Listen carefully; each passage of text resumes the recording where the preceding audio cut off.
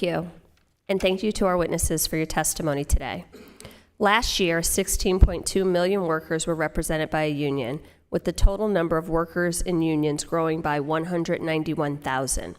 However, it's important to keep these numbers in context.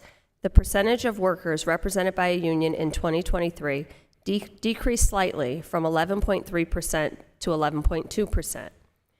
This is now the sixth hearing in this subcommittee during the 118th Congress on the topic of unions and the freedom of workers to organize. That is one hearing for every 1% of the private sector workers represented by a union in 2023. The right to organize, collectively bargain, and form a union has been the law for nearly a century. Despite this long-standing precedent, many employers continue to commit unfair labor practices because the benefits of union busting outweigh the penalties for breaking the law. In FY 2023, charges of unfair labor practices were up 10%, and in the first 6 months of FY 24, unfair labor practice charges rose by 7%.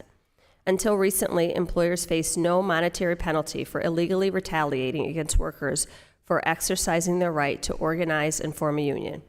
If a worker was fired for participating in a union drive, they were entitled to back pay following the resolution of a case before the NLRB and could have their job reinstated at that point.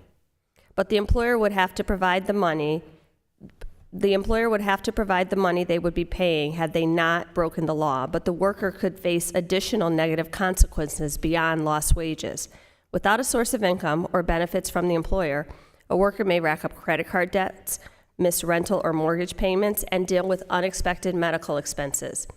In December of 2022, the NLRB issued a decision in Thrive, Inc., allowing the board to seek a make-whole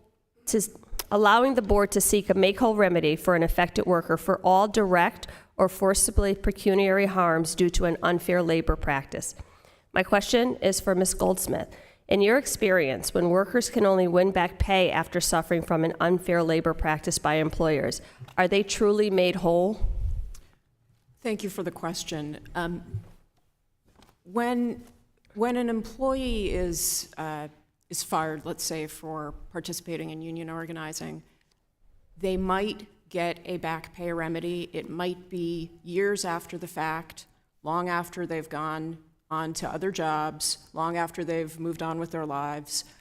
And that back pay remedy will also be reduced based on whatever earnings they've had in the meantime.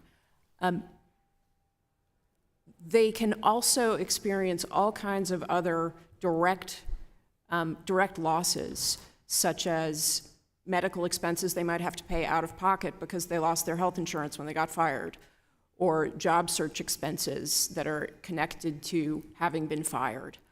The decision in Thrive acknowledged that all of those are part of making a person whole if they have suffered this kind of injury as a result of the employer's unlawful act. And Thrive, I'll add, just pointed out that those kinds of remedies have long been recognized in many cases decided by the board going back decades, and it just kind of collected them in one place. Thank you. In your testimony, you mentioned that in FY23, the board recovered almost $57 million in back pay for employees whose rights were violated. While that's an impressive figure, it strikes me as a sign that many unscrupulous employers are willing to just provide back pay to prevent workers from organizing. Will the board's decision in Thrive create a more meaningful deterrent against unfair labor practices, in your opinion? I think it contributes to being a more effective deterrent. The facts on the ground are that employers are willing to violate the act because the remedies are quite weak, honestly. And the more those remedies can actually act as a deterrent, the better off. Employers are willing to take the chance of violating the act because in the short term, in the facts on the ground, they get the result they want, which is to shut down the union organizing effort. Thank you. I have one more question, but I only have 10 seconds left, so I'm going to yield back so that my time doesn't expire. Thank you for being here today. I appreciate you. Thank you. I now recognize Mr. Wahlberg for 5 minutes. Thank you, Mr. Chairman, and thanks to the panel for being here. So often, when people think about labor policy,